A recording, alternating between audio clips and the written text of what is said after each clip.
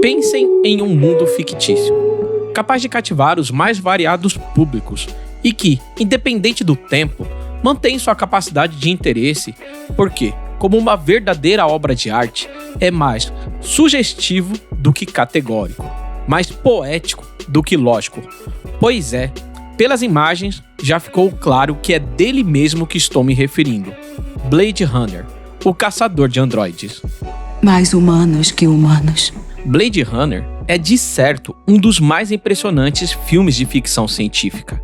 Um feito nada desprezível, mas por incrível que pareça, na época que foi lançado, Blade Runner não foi bem recebido e dividia opiniões entre os críticos de cinema. Entretanto, com o tempo, o longa-metragem se tornou um clássico entre os filmes de ficção científica.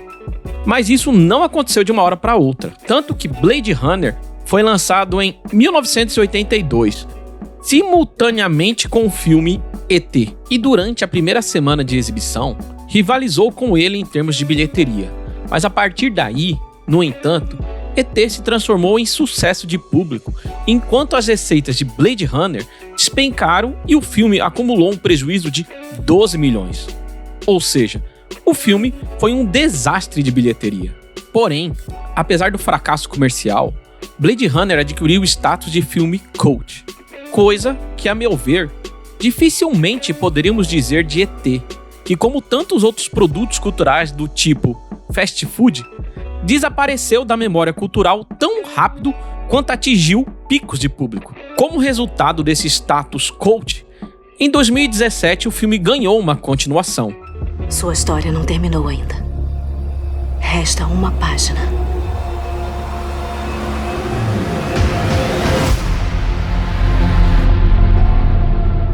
Mas tanto o filme de 82, quanto esse mais recente de 2017, adentramos num universo sombrio onde indivíduos são desumanizados, onde sentimentos e memórias são sistematicamente produzidos, no qual a consciência e a percepção estão misturados num mundo distópico. É nesse cenário que acompanhamos caçadores de recompensas caçarem replicantes criados para trabalhar como escravos, soldados, concubinas e desempenharem todo tipo de trabalho desagradável.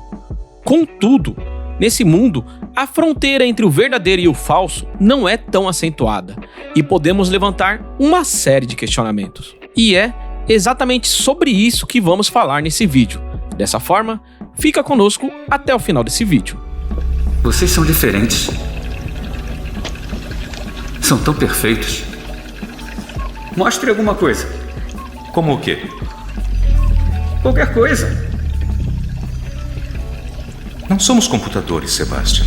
Somos seres vivos.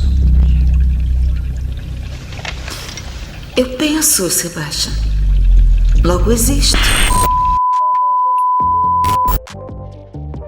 Primeiramente, eu quero dar um prelúdio do existencialismo aqui, porque a filosofia existencialista é centrada no homem e no indivíduo.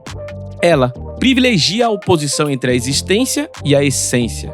E quando menciono essência, eu quero dizer o conjunto de propriedades que fazem de uma entidade ser o que ela é. Ou seja, um conjunto de características que poderíamos citar para definir algo. Por esse aspecto, no existencialismo, o homem é aquilo que cada um faz de sua vida, claro, nos limites das determinações físicas, psicológicas ou sociais que pesam sobre ele. Dessa forma, não existe uma natureza humana da qual nossa existência seria um simples reflexo dessa dita natureza, pois cada indivíduo é definido por aquilo que ele faz. Dito isso, eu quero levantar o seguinte questionamento: os replicantes podem ser considerados humanos ou eles possuem um sentido teleológico? Bom, o filme nos apresenta uma raça, os replicantes, que são sinteticamente produzidos especificamente com uma finalidade. Pode ser uma finalidade braçal, uma finalidade militar, finalidades sexuais e assim por diante. Num olhar mais desatento, poderíamos concluir que os replicantes antagonizam com o conceito que acabei de apresentar, pois, em tese, eles teriam um sentido teleológico e uma essência. Ela não sabe? Está começando a desconfiar. Desconfiar? Como ela não sabe o que é? O comércio é nossa meta aqui na Tyrell. Mais humano que humano é o nosso lema. Rachel é um experimento e nada mais. Essa é a beleza de Blade Runner. Replicantes que não sabem que são replicantes. Um protagonista que ao longo da história somos levados a crer que também é um replicante. Humanos desumanizados. Máquinas que apresentam todas as características de seres humanos e assim por diante. Literalmente, se trata de uma obra maravilhosa. Mas voltando ao tema do vídeo, eu quero lhes propor um exercício de reflexão. Pensem, por exemplo, no martelo. O martelo é uma ferramenta artificial concebida para uma finalidade, exatamente como os replicantes. No caso, a finalidade do martelo é martelar. E para exercer essa finalidade, essa ferramenta possui uma série de propriedades que lhes foram atribuídos pelo seu fabricante. Ou seja, uma essência de martelo. Essência essa que permanecerá sempre a mesma, independente do tempo e do espaço, sempre única, pois corresponde às características que qualquer martelo, em qualquer época ou lugar, tem que possuir para ser considerado um martelo. Deveríamos ser donos das estrelas.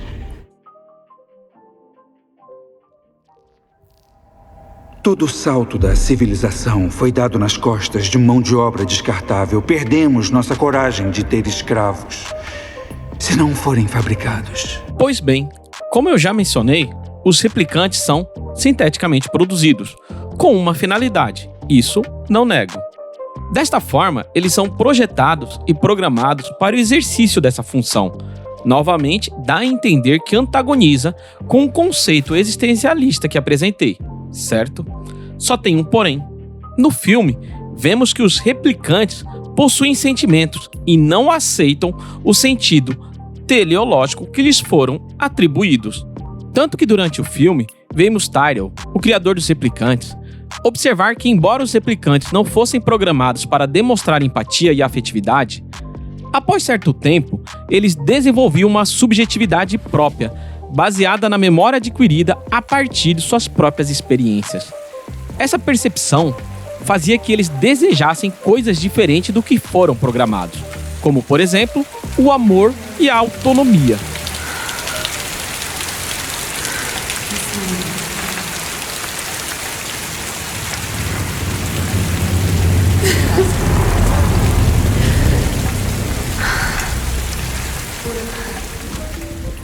E se os replicantes, segundo nos mostra o filme, possuem uma essência, porém, que eles recusam a aceitar, dessa forma, rejeitando uma natureza da qual a existência deles seria um simples reflexo dela, sendo assim, eles se assumem livres.